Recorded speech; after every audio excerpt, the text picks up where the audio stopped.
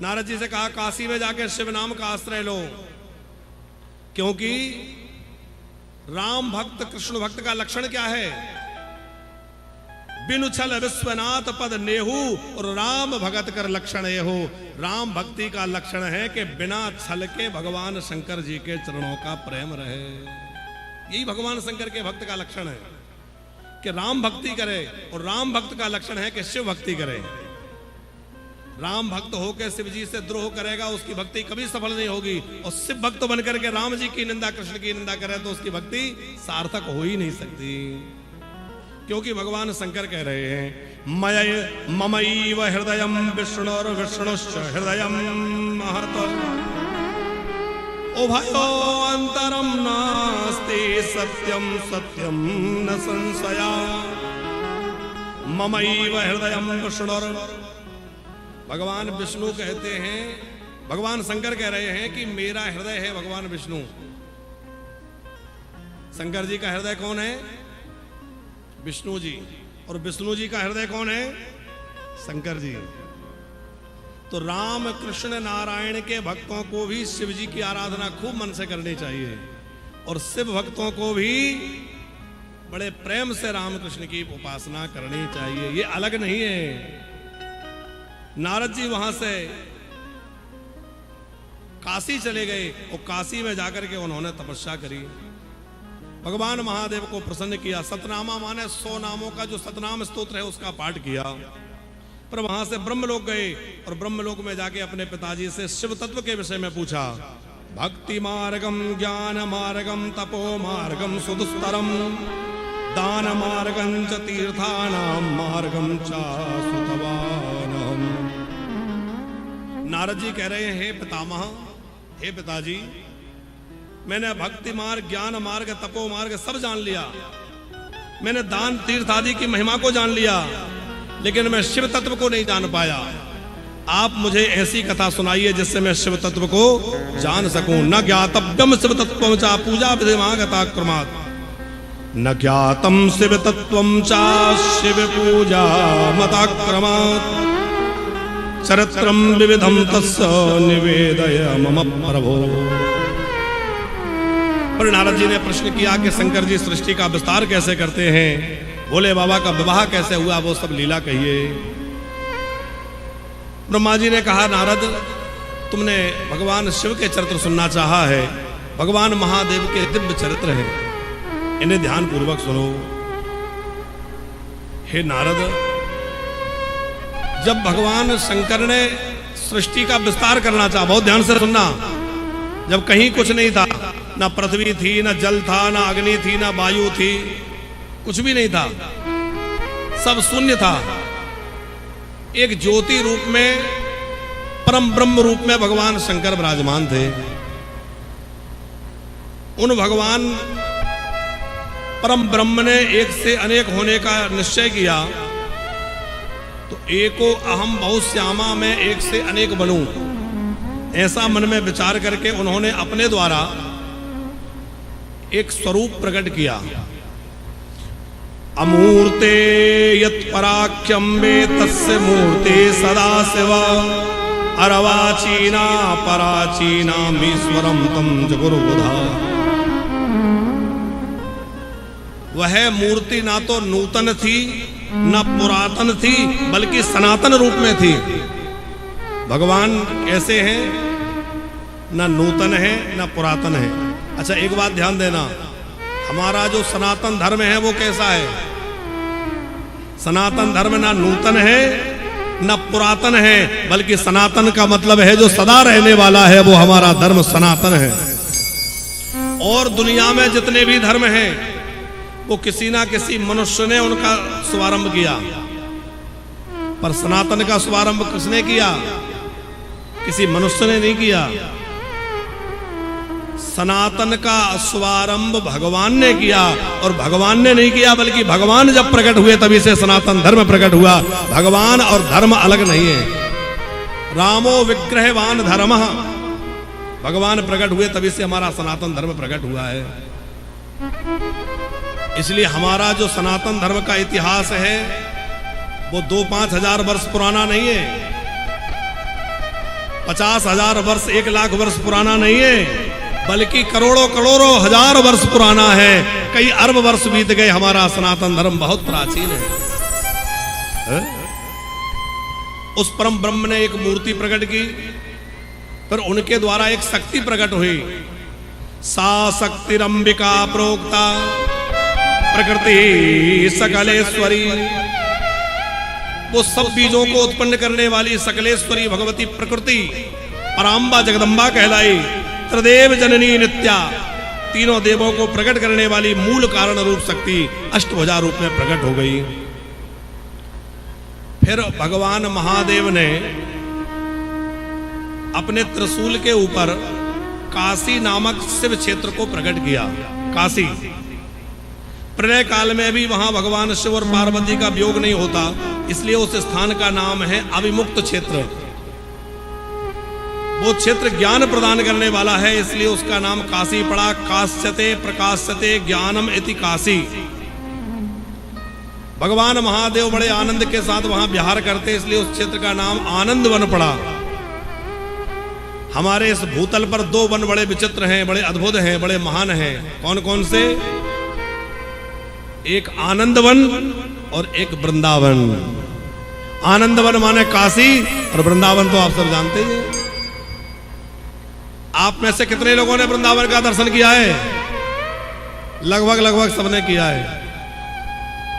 आप लोगों को तो ज्यादा दूर भी नहीं है वृंदावन यहां से, सब लोग आया करें। और अब तो आपको ये भी चिंता नहीं करनी कि वहां जाएंगे तो कहां रुकेंगे, कैसे क्या होगा। आप सीधा वानप्रस्थ का पता पूछिए, वानप्रस्थ में चले आइए, पहले से खबर कर दीजिए हम इतने लोग आ रहे हैं। आपकी व्यवस्था रुकने की, भोजन की वहां रहेगी। कमरे तो हमारे पास ज्यादा नहीं है, क्योंकि हम लोगों ने जो कमरे बनाए वो उन वानप्रस्थियों के लिए बनाए जो परमानेंट ब्रजवास करना चाहते हैं, उन लोगों के लिए दे रहे हैं। पर हॉल में सबके रहने की व्यवस्था रहती है। हाँ, कमरे की व्यवस्था भी चाहिए। आप पहले से संपर्क करेंगे तो जहाँ जो सुविधा होगी, खाली होंगे, वहाँ व्यवस्थित कर दिए जाएंगे। बाकी भोजन की व्यवस्था और कॉमन हॉल में, डोरमेट्री में सबके रुकने की व्यवस्था निःशुल्क रहती है। सब लोग चले आइए, आनंद से रुकिए। वर्ष में एक बार हम लोग पूरे ब्रजमंडल की यात्रा भी करते हैं, ब्रज 84 कोस यात्रा। कार्तिक अथवा अगहन के महीने में वो होती है। इस बार हमारी 84 कोस यात्रा जो है 21 नवंबर से प्रारंभ हो रही है। आप लोगों में से भी किसी की इच्छा हो कि हम भी ब्रज 84 कोस, अब चूंकि आजकल पैदल तो इतना कोई चल नहीं पाता कि 84 कोस, जो लोग चल लेते हैं बहुत अच्छी बात है। पर हम लोग वाहनों के द्वारा यात्रा कराते हैं, तो बढ़िया गाड़ियों में बैठ के यात्रा करनी होती है और रुकने की, भोजन की सब अनुकूल व्यवस्था रहती है।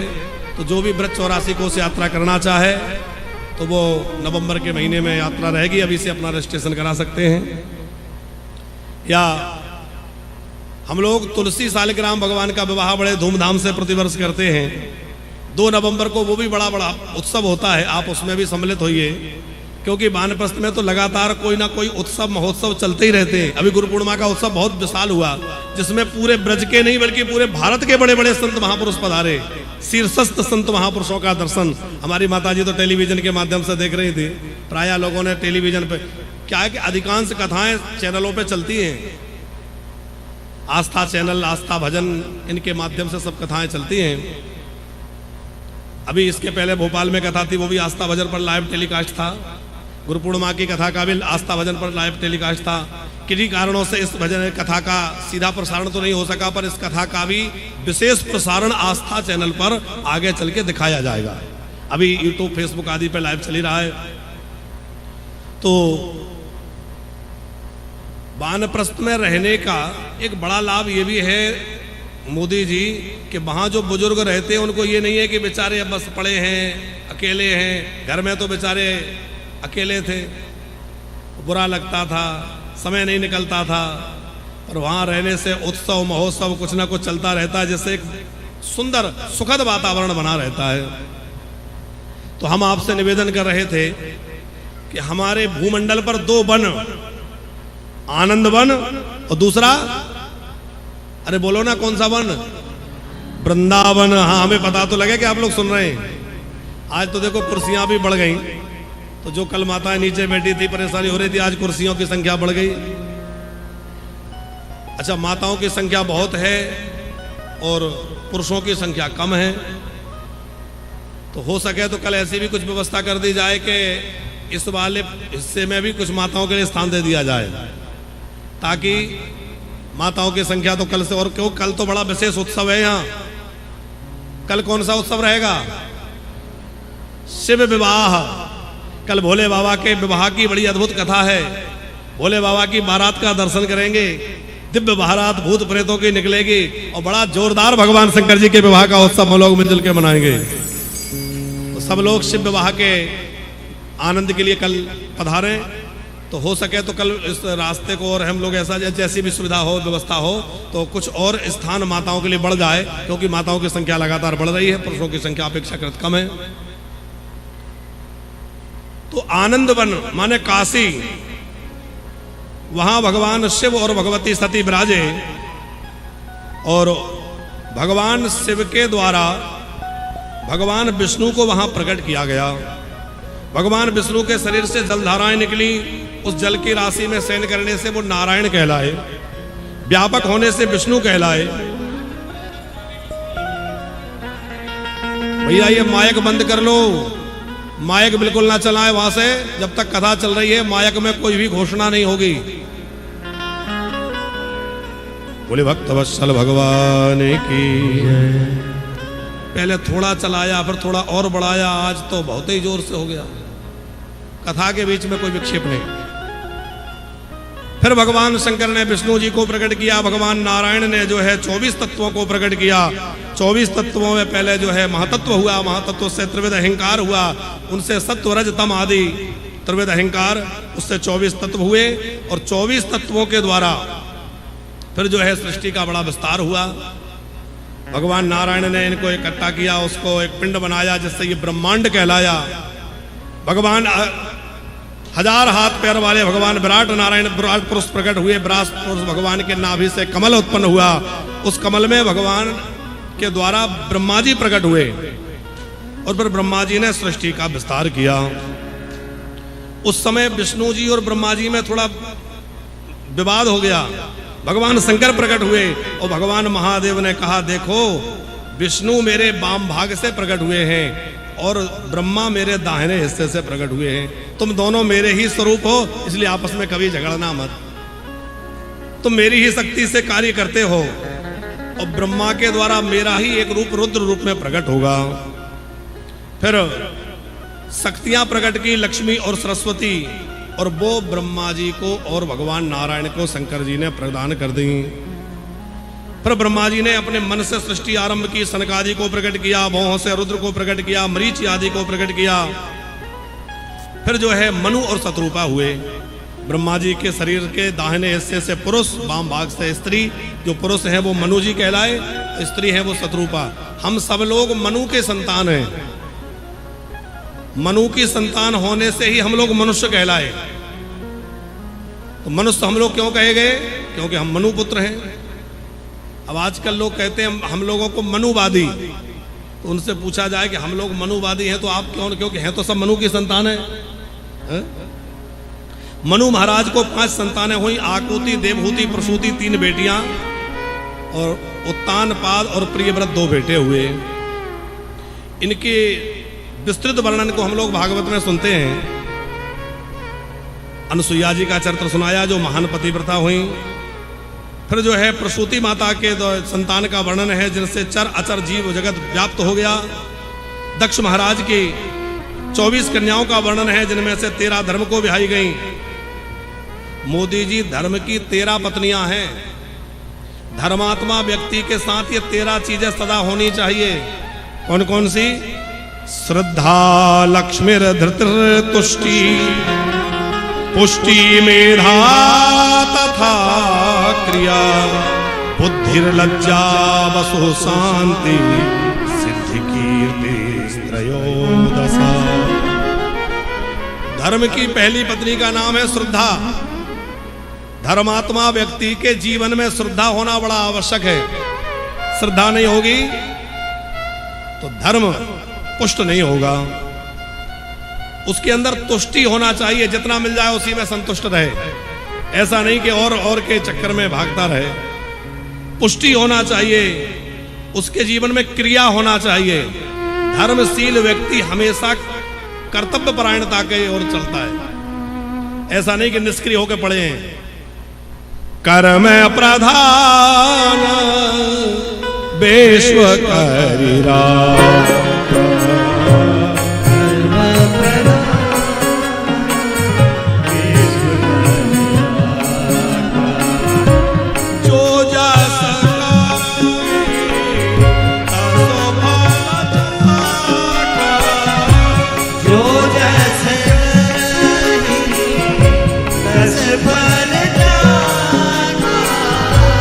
जो जस करहि सो तस फल चाखा, जो जस करहि सो तस फल चाखा।